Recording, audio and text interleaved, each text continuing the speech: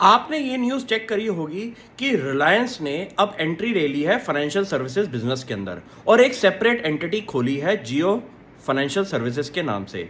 जितने भी existing share holders हैं रिलायंस इंडस्ट्रीज के, उनको इस शेयर का एक पार्ट मिलेगा। जो जिसके पास एक शेयर होगा रिलायंस इंडस्ट्रीज का, उसको जियो फाइनेंशियल सर्विसेज का एक शेयर मिलेगा। अब इस कंपनी का अगर हम एक माइंडसेट चेक करें तो ये क्या है। हिस्ट्री ये कहती है कि रिलायंस ने जिस सेक्टर के अंदर भी एंट्री ली है, उस सेक्टर के अंदर रिलायंस ने तबाही मचा के रख दी है। आप चेक कर सकते हैं वोडाफोन जैसी कंपनी के अंदर कि कंपनी के पास सब्सक्राइबर्स तो हैं, कस्टमर बेस इतना स्ट्रांग है, लेकिन कंपनी इस धंधे के अंदर पैसा नहीं बना पा रही।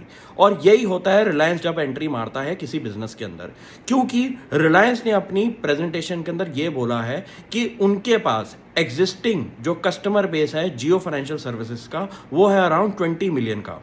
अब आप इस बात को ढंग से समझें कि कंपनी के पास नाम जुड़ा हुआ है रिलायंस इंडस्ट्रीज का, और इंडिया में जो रिलायंस की ब्रांड वैल्यू है वो इंडिया में कोई और कंपनी के आसपास भी नहीं है।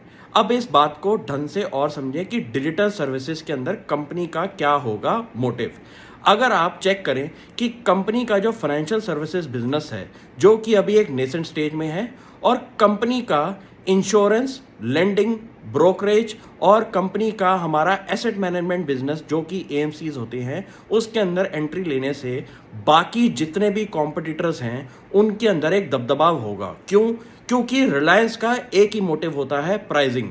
प्राइसिंग इतनी कम कर देगा मार्केट के अंदर रिलायंस कि जितने भी कॉम्पिटिटर्स हैं उनका सांस लेना मुश्किल कर देगा रिलायंस, क्योंकि रिलायंस के पास एक बहुत बड़ा एग्जिस्टिंग कस्टमर बेस है और कंपनी के पास जो एग्जिस्टिंग कस्टमर बेस है उसको वो अब क्रॉस सेलिंग पे उतर आएंगे, क्योंकि जितने भी इंडिया के अंदर कस्टमर्स हैं उनको एक फाइनेंशियल सर्विसेज की रिक्वायरमेंट होगी, और उनके अगर एग्जिस्टिंग डेटाबेस पे कंपनी अपनी फाइनेंशियल सर्विसेज ऑफर करेंगी तो कस्टमर का उनकी तरफ जाने का एक मूड बन सकता है। सबसे पहले एक बात करें ब्रोकरेज बिजनेस ज़ीरोधा जैसी कंपनीज ने मार्केट के अंदर वैसी लीडरशिप रखी हुई है और उनकी कॉस्टिंग को बहुत कम रखा हुआ है। लेकिन इंडिया के अंदर लेट से 7 से 10 करोड़ अगर हमारे डीमैट अकाउंट्स हैं, लेकिन इस एंट्री के अंदर आप अगर चेक करें तो मार्केट साइज अराउंड 100 करोड़ का है।